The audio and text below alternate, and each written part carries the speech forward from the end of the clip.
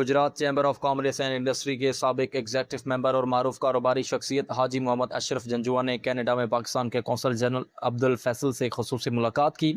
اس ملاقات کے دوران دونوں شخصیات نے پاکستان اور کینیڈا کے مابین تجارتی تعلقات کو فروغ دینے، برآمدات میں اضافے اور اوورسیز پاکستانیوں کو درپیش مسائل کے حل پر تفصیلی گفتگو کی۔